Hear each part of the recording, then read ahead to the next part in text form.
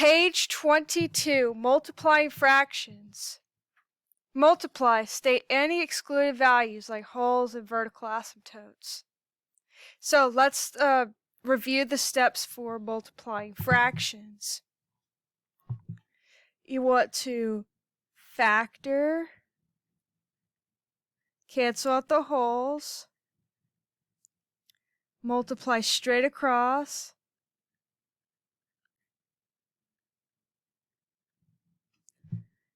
double check to see if there's any other wholes.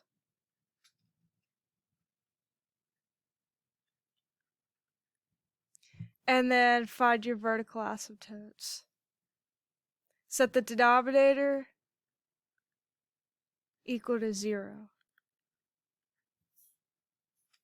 And then before you do those steps, if you're doing a division problem, remember you keep, change, and flip.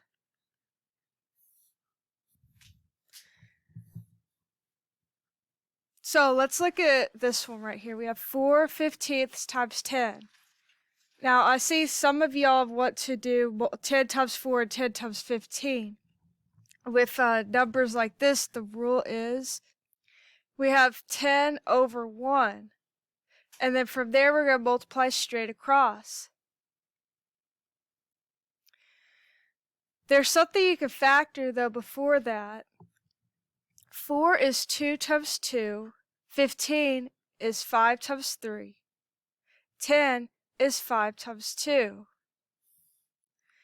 So let's see what cancels out. The 5's cancel here, and that's the only thing it cancels. There's no wholes there though because there's no variables in this expression. So then we multiply straight across. 2 times 2 times 2 is 8. 3 times 1 is 3. So this is your simplified expression, 8/3. Let's look at the one below that. Well, it looks like it's already factored. So now let's see what cancels out to find the wholes. n minus 2 goes with n minus 2. n plus 5 goes with n plus 5. To find your wholes, we're going to set those canceled out binomials equal to 0. So we have n equals -5 and n equals +2.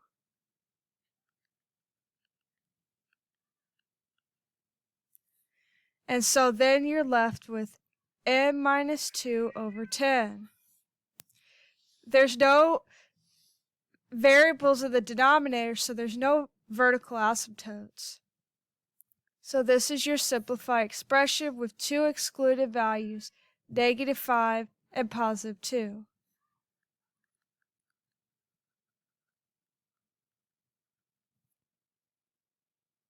Let's look at one more on this page. Let's look at this one. We have 11n over 2n squared times 12 over 12n. Well, 12 divided by 12 already cancels out here. We don't really need to factor that out since they're just the same numbers. And then n cancels out with n. So you're left with 11 over 2n squared. So our excluded value is at n equals 0.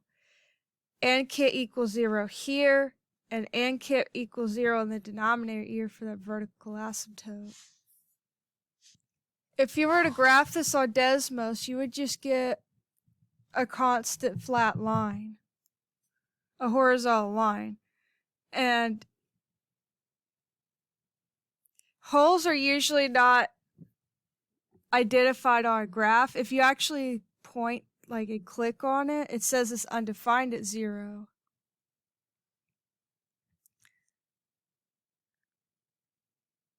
But when you're graphing them by hand, make sure you always identify your holes clearly. So in this case, we could just call that excluded value a hole. And the point for that hole would be 0, 5.5, which is just 11 over 2. Alright, finish the rest of this page and then move on to the next section.